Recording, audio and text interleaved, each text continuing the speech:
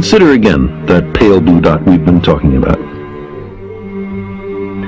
Imagine you're staring at the dot for any length of time, and then try to convince yourself that God created the whole universe for one of the 10 million or so species of life that inhabit that speck of dust. Now take it a step further. Imagine that everything was made just for a single shade of that species, or gender, or ethnic or religious subdivision. If this doesn't strike you as unlikely, pick another dot. Imagine it to be inhabited by a different form of intelligent life. They too cherish the notion of a God who has created everything for their benefit. How seriously do you take their claim? And if the lights in the sky rise and set around us, isn't it evident that we're at the center of the universe?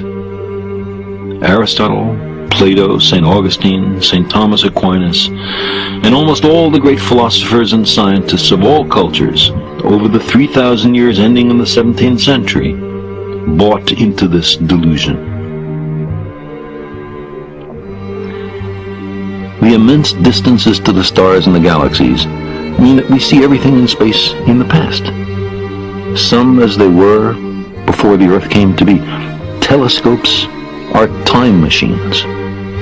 Long ago, when an early galaxy began to pour light out into the surrounding darkness, no witness could have known that billions of years later, some remote clumps of rock and metal, ice and organic molecules would fall together to make a place called Earth, or that life would arise and thinking beings evolve who would one day capture a little of that galactic light and try to puzzle out what had sent it on its way.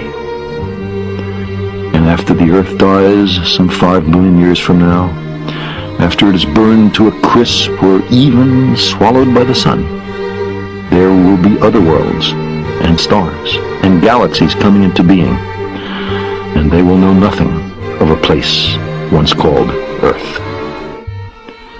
And yet, never mind how many kings, popes, philosophers, scientists, and poets insisted on the contrary, the Earth through those millennia stubbornly persisted in orbiting the sun.